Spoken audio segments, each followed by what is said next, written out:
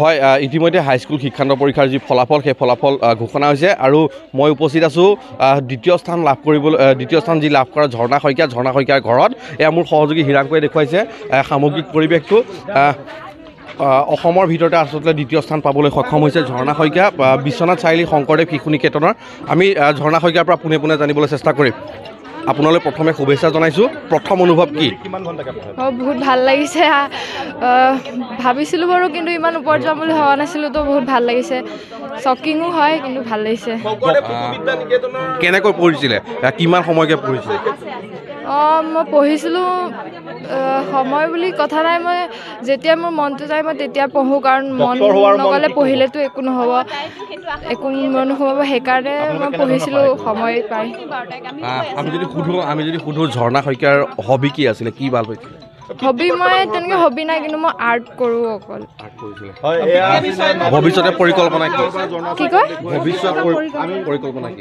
মই ডক্তৰ হ'ব বিচাৰোঁ। মানে মই কম পইচাত সকলোকে ট্ৰিটমেণ্ট কৰিব বিচাৰোঁ।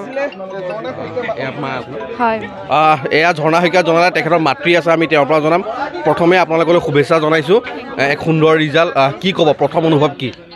প্ৰথম অনুভৱ মানে ভাল লাগিছে শুনি পেলাই। তাই যেতিয়া ছেকেণ্ড স্থান বুলি পাই টিভিত চালোঁ, খুব ভাল লাগিছিলে। তাইকো মই কৈছোঁ, ঝৰ্ণা তোমাৰ, তাইও মানে ভবা নাছিল যে ছেকেণ্ড পামহি বুলি ভাবিছে, কিন্তু ছেকেণ্ডলৈ আহিম বুলি ভবাই নাছিলে।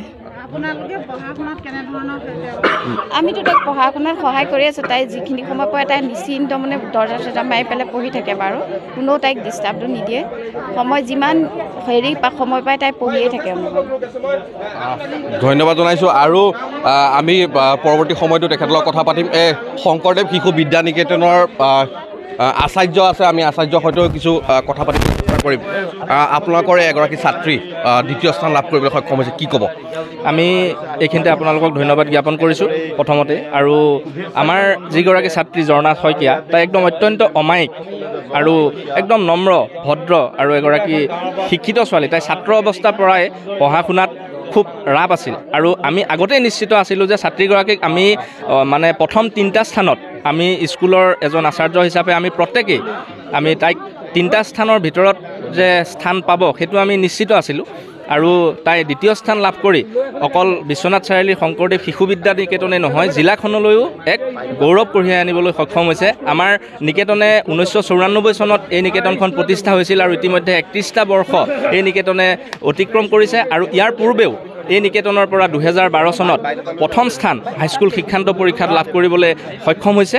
আৰু এইবাৰ বিশেষকৈ 2024 চনৰ যি হাইস্কুল শিক্ষান্ত পৰীক্ষা অনুষ্ঠিত হৈছিল, এই 24 চনৰ পৰীক্ষাত ছাত্ৰীগৰাকীয়ে দ্বিতীয় স্থান লাভ কৰি পেলাই সমগ্ৰ বিশ্বনাথ জিলাখনলৈ গৌৰৱ কঢ়িয়াই আনিছে। ধন্যবাদ জনাইছোঁ। আৰু এয়া আছিলে ঝৰ্ণা শইকীয়াৰ বিদ্যালয় নিকেতনৰ যি আচাৰ্য, সেই আচাৰ্যৰ মন্তব্য আমি ল'লোঁ। আৰু এটা কথা উল্লেখ কৰিব লাগিব যে সমগ্ৰ বিশ্বনাথ জিলাখনলৈ আচলতে এই ঝৰ্ণা শইকীয়াই গৌৰৱ কঢ়িয়াই আনিছে।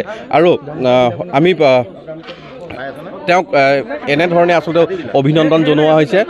গাঁৱৰ ৰাইজ, বিভিন্ন দল সংগঠনকে ধৰি তেখেতৰ বাসগৃহত আহি এনেধৰণে তেখেতক অভিনন্দন জনোৱা পৰিলক্ষিত হৈছে।